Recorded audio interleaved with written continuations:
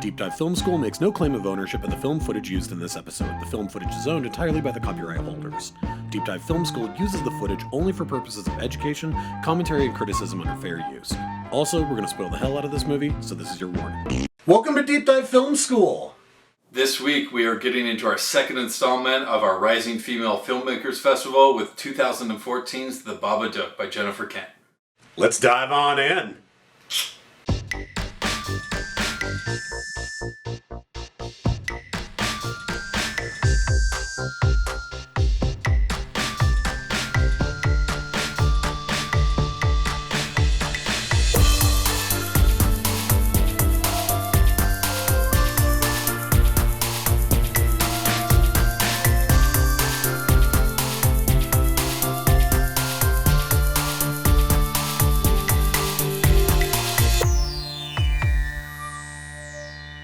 Hey guys, Sherlock on the edit here. Just wanted to let you know we did have some technical difficulties in this Babadook episode. The audio we had to rip from both of our cameras. It's not quite as good as what we were hoping for quality-wise, and in the last couple of minutes, Pulcher's camera also goes kind of screwy, so there is going to be some static on him.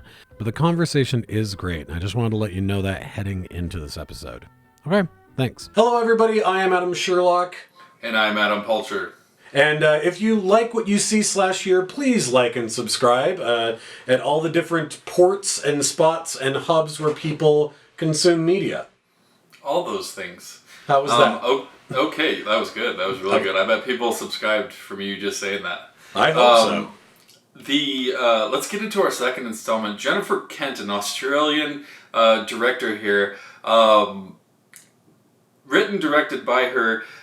You know, I think she has a very particular voice and tone with this movie. I did see her second movie, The Nightingale, at Sundance last year, 2019, and very different movie.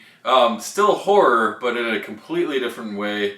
A lot of treachery. I mean, cutting to the chase, in the first 15 minutes, the same woman gets raped 4 times. Ooh. Wow. Yeah, it's a bit of a heavy-handed movie, and it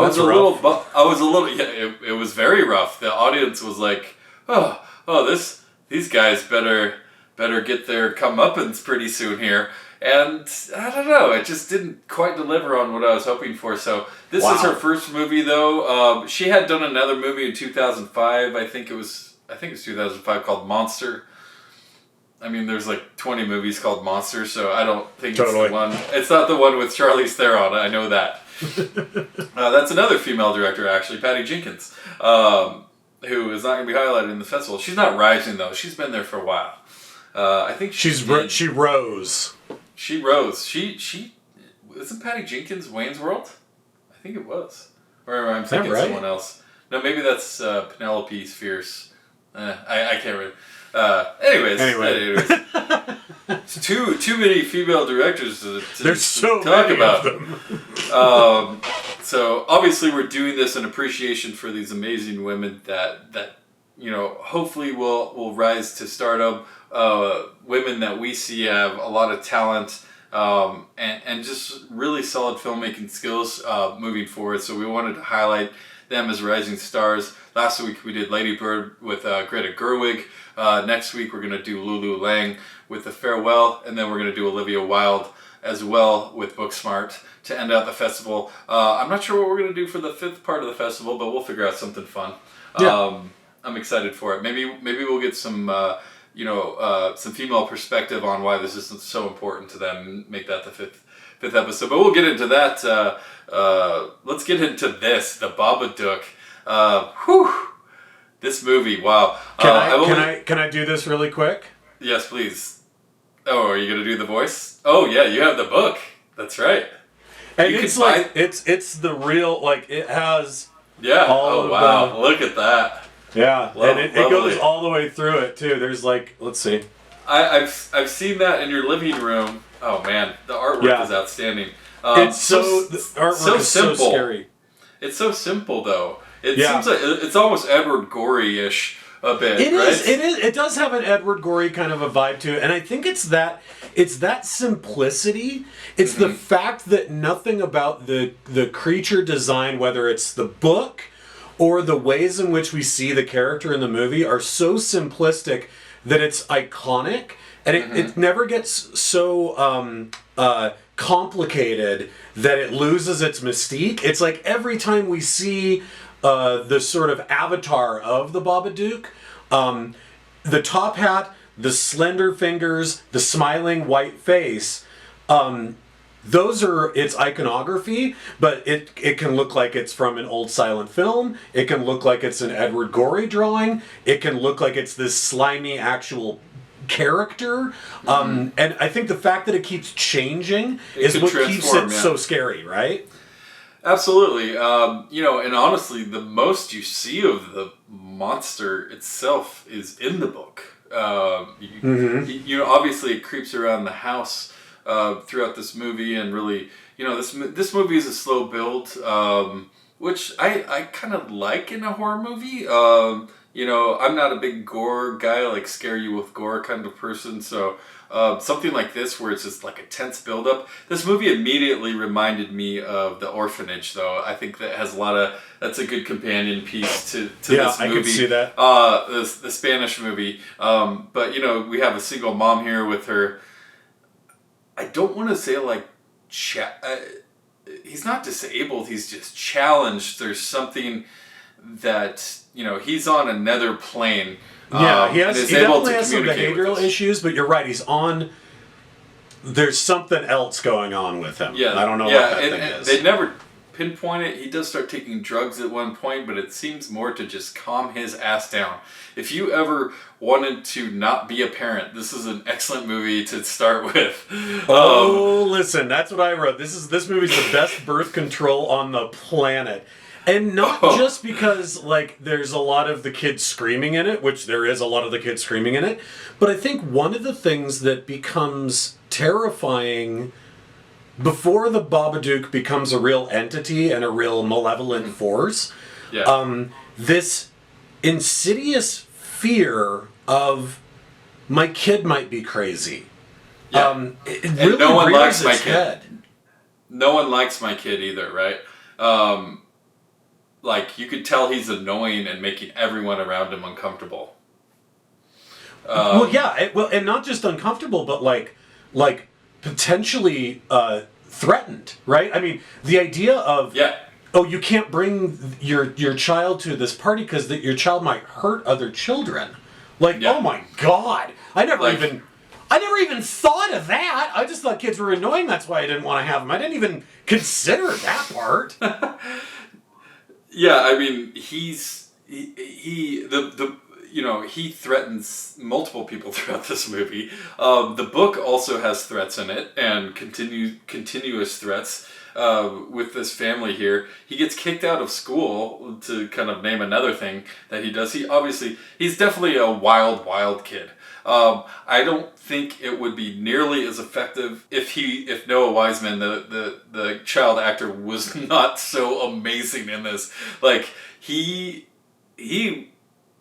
went deeper than most child actors I can think of, with the level. I mean, you think of something like The Omen, which is it seems like an easy thing to maybe compare this to, as far as oh God, no wonder you don't have this kid, and no wonder you everyone hates this kid. He just has this tick or this something about him that you're just he's creepy, or I don't know, he's gonna hurt me, like you were saying. And him here, he went way past anything like The Omen to me, as far as the acting goes, and you truly felt like he was gonna turn into the Joker one day or something. He's just crazy. Oh yeah. Oh, completely. Well, and you're absolutely right. I mean, it's so much of a gamble for a director to hinge so much of a movie's sort of dramatic punch on a child, right? Like for a director to be okay, hopefully this all plays out, because if everything else was the same, but that child actor wasn't convincing, it would just be annoying, or it would come off as silly.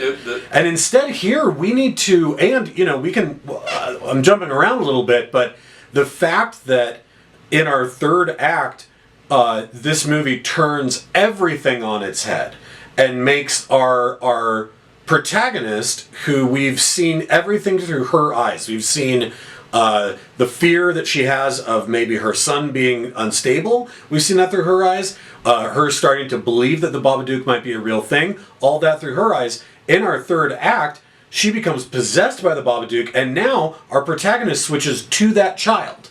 And I think being able to give us enough empathy while still being annoyed by that kid or scared of that kid. We're annoyed with him, we're scared of him, and now we have to completely empathize with him and root for him. And that's a pretty big feat. I mean, that is, for the movie tonally to be able to take that kind of a leap, takes a real deft hand. No doubt. Not only with the directing, but the acting as well. You know, I mean, she looks so goddamn exhausted in this movie the whole time.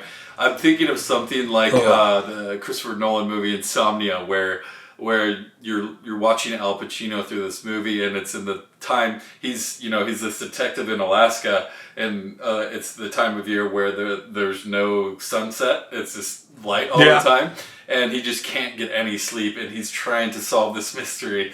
And, just like and always just like this, just like and she like honestly like is you see her slowly unraveling in this movie. Like the woman can't even masturbate for 5 seconds. Oh God! And like just let her masturbate. Just let her do something. And then God, you're totally right. There's something about.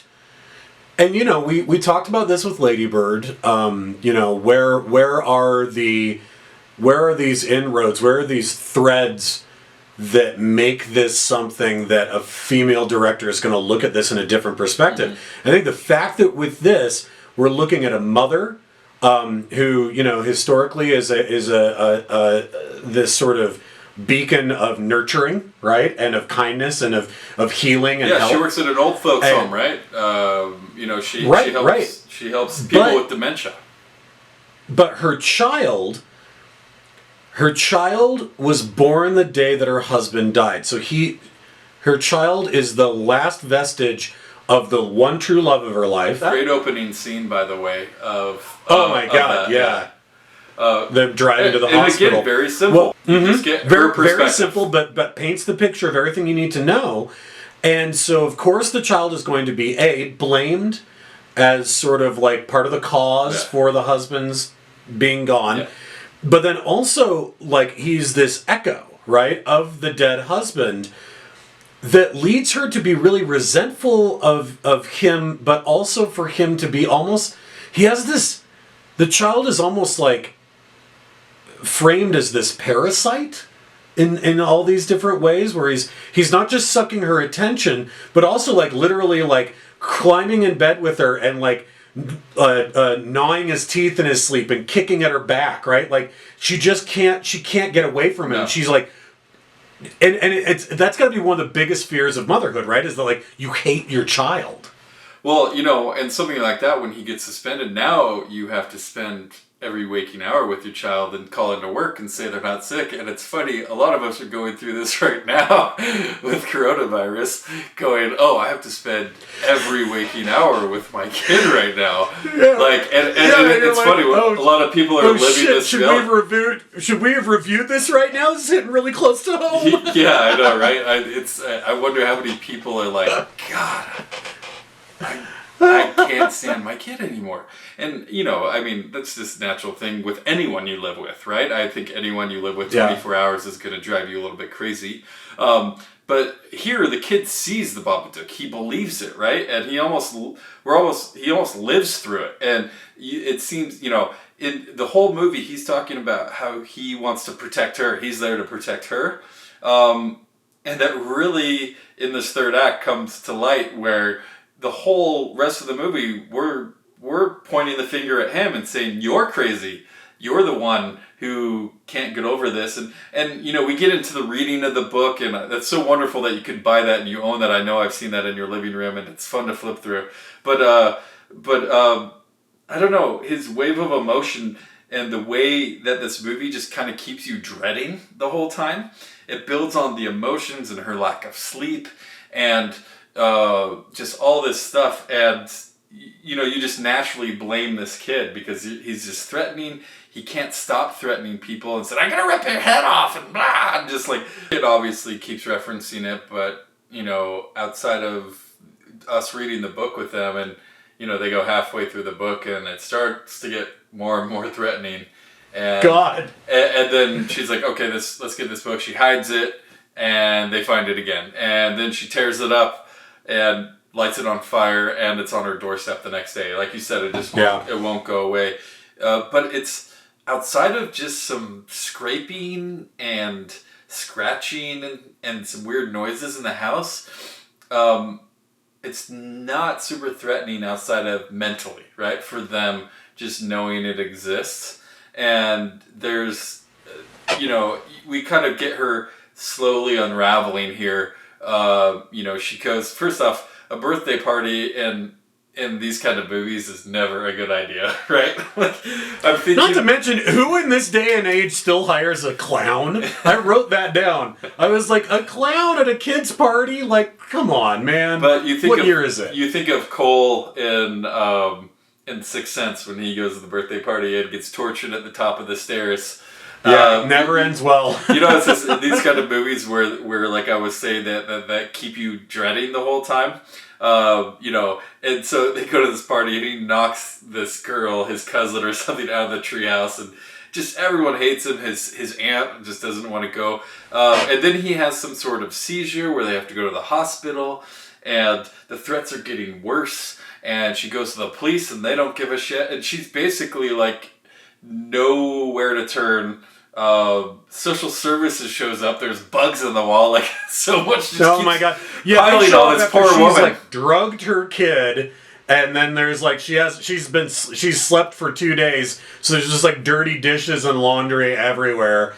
And it's just like, yeah, it's one thing after another after another. At least she finally got some sleep. Yeah. Well, and again, you're absolutely right about this. The way in which her insomnia and her slow unraveling, so much of it is done as in-camera effects. These great moments of seeing her floating down to her bed, or her laying down, and then the camera speeds everything up really fast, right? It's like, those are such great effects. I agree. And that it's really interesting to think of that within the perspective of the movie, because, you know, she hides under the sheets because she hears that knocking, right? She hides under the sheets, and then Jennifer Kent speeds it up, and the light comes in, and the sun comes up, and you're like, boom. And I've had times like that where I close my eyes and I wake up and it's light, and you're just like, oh, that seemed like I just fell asleep 5 seconds ago. And so the sleep she is getting goes like that, and it's just like, for some reason, just like, is like a fart in the wind, right? Like it's just there's no kindness to it. There's no respite for her at all. So much builds up, and then we start getting the Babadook creeping around the house, crawling through the house, and we hear this amazing Babadook DOOK DOOK, and just it is the most skin crawling sound. Yeah. Oh yeah. So and just its long fingers. It's in the doorway at the neighbor's house. One of my favorites here is they're constantly watching TV. Like she constantly cuts to them like zoning out at the TV. Especially the mom. The more just crazy she gets, she's just like sitting there, just like, you know, she has this like Jessica Lange vibe to her a little bit. You know, I don't know. For sure. Oh, that's a great comparison. But like, you know, and they're like showing the Babadook in the TV shows and stuff like that. But what was one of your favorite parts?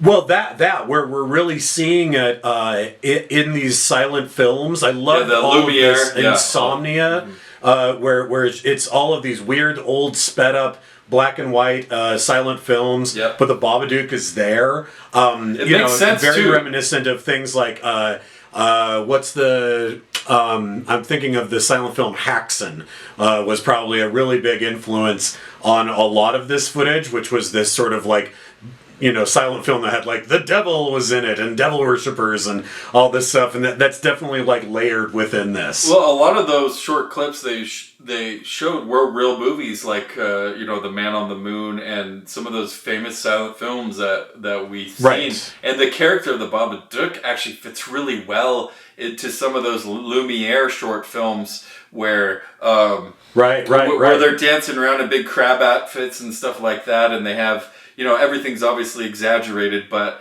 I love seeing just little bits of that in there. I thought that was really fun. Let me ask you something about this movie. How would you describe this movie from a horror movie perspective? Because it's not really a haunted house movie.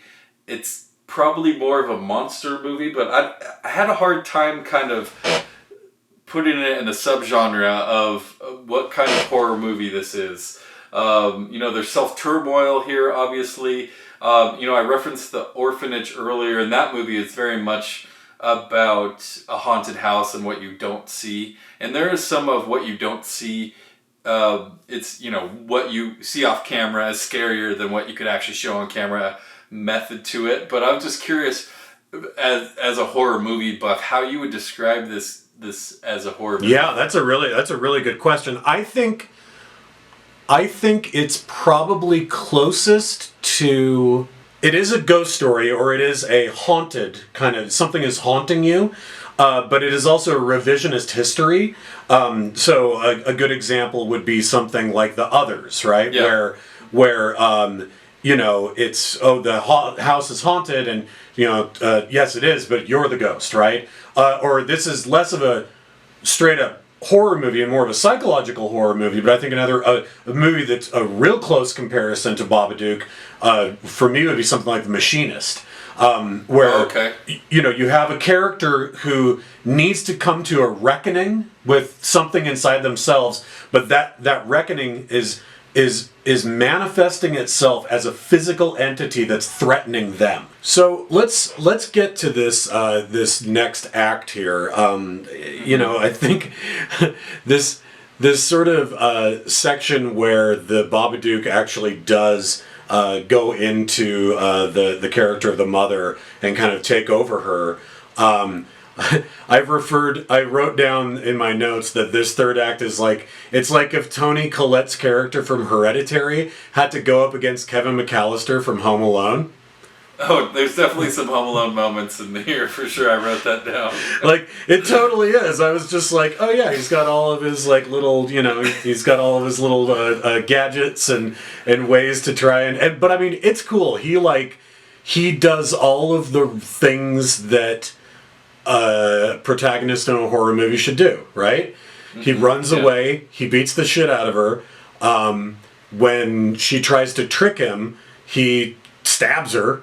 He does not relent. And I think that that's pretty impressive for a kid, such a little kid, right? A kid of such a young age, to give them so much really horrific stuff to have to do in a movie. It's pretty intense.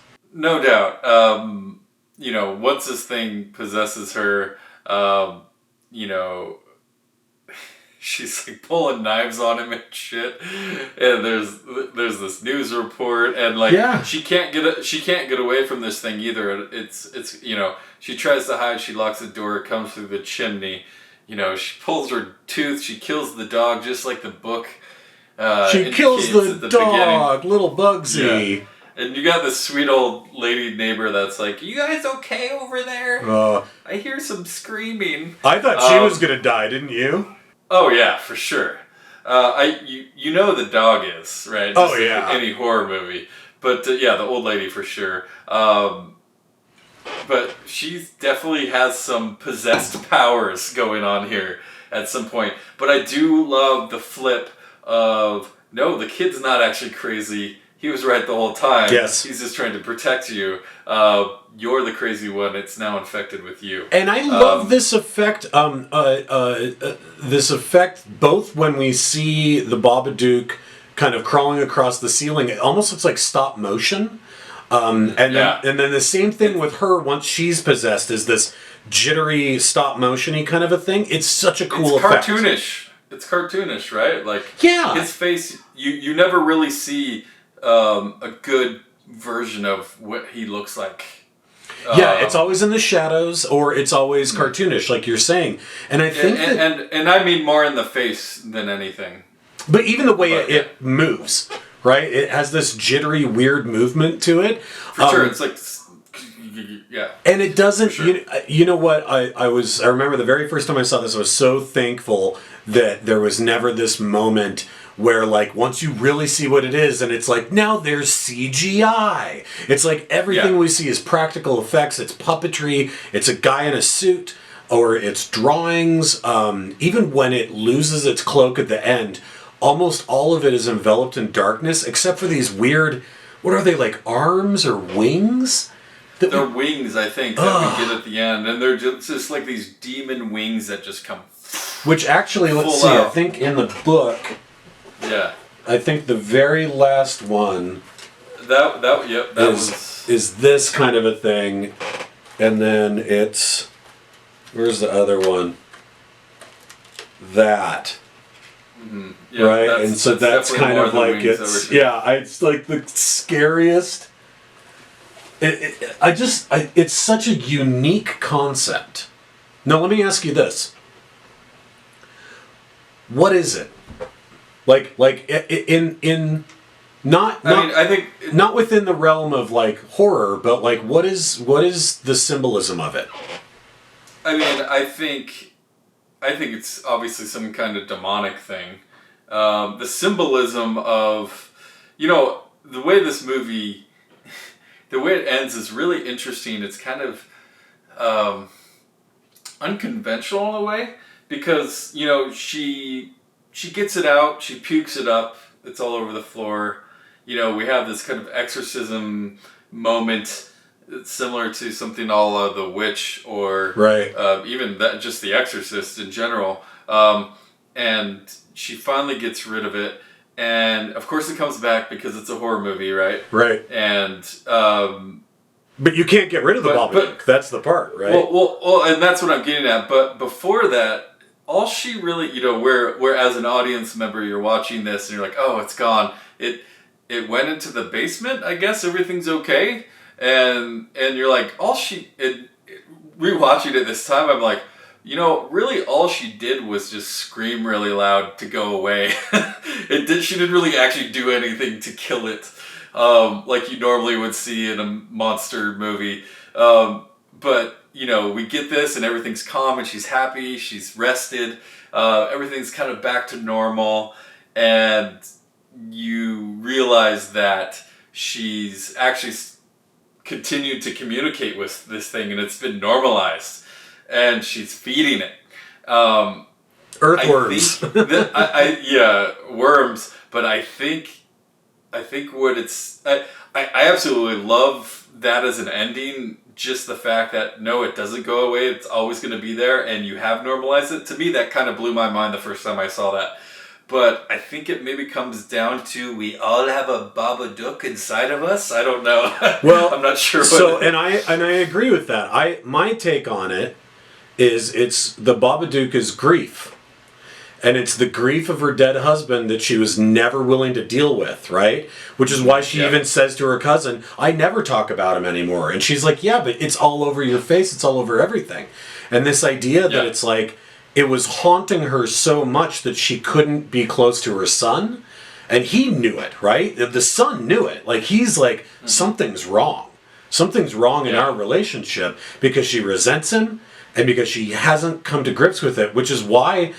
the image that the Babadook does actually take on in so many ways is that hat and that coat of her dead husband's, right? That's down in the basement. And so the only way that you can actually live with grief, as you said, is to normalize it, right? And find a way to live with it. Even if it means that you have to feed it the worms, and even if it means that every once in a while, when you go to feed it, it scares the living shit out of you before you can say, hey, it's okay, it's okay, it's okay. You're a part of our family, right? You live in the basement.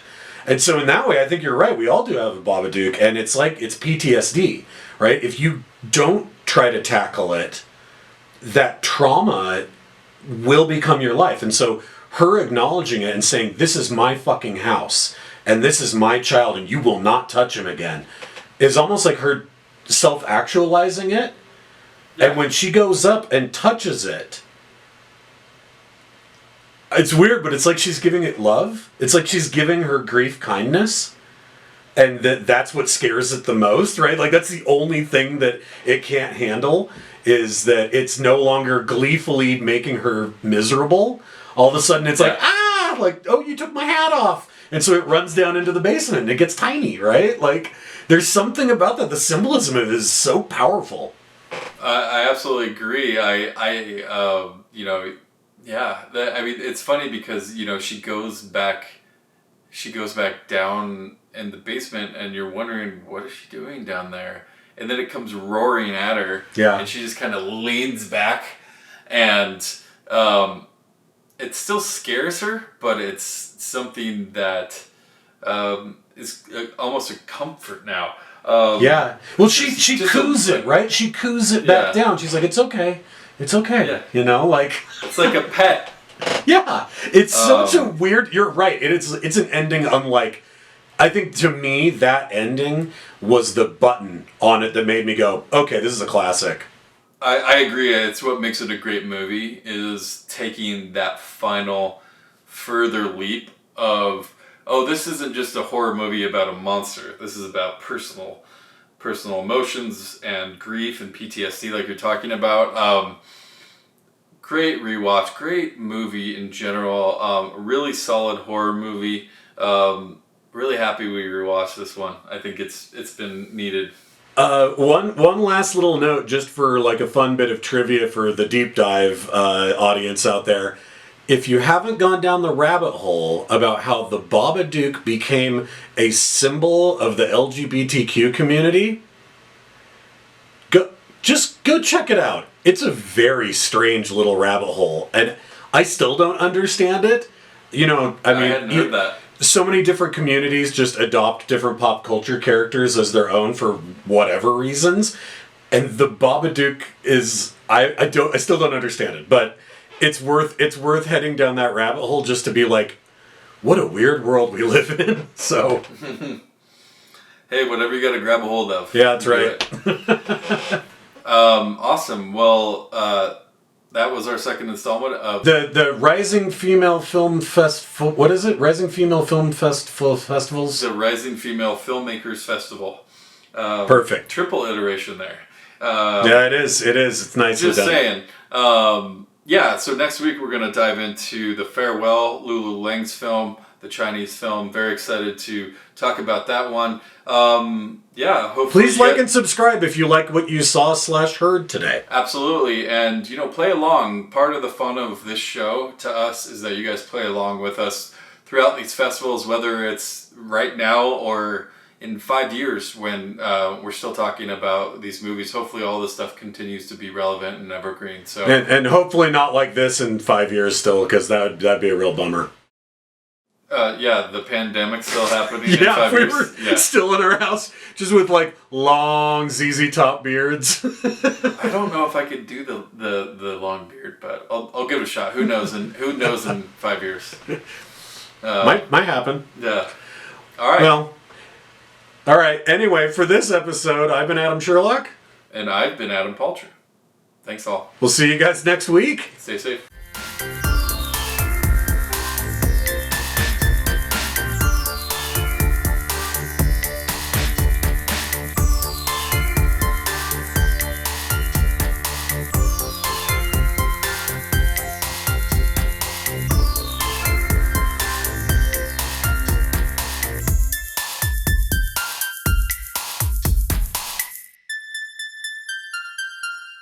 So, what are you doing to keep yourself busy? That's the thing. I have like... Because you're a very... your brain doesn't go odd and work from home. Yeah. Like, you can't... It's hard for you to just sit on a couch and watch a movie. You have to be doing something while you're watching a movie. So, Yeah, what projects you working on there, buddy? I just finished a painting, so there's that.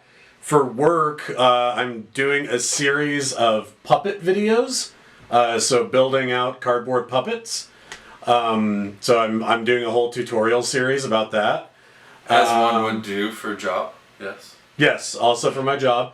I'm working on some miniatures. And I started writing a record.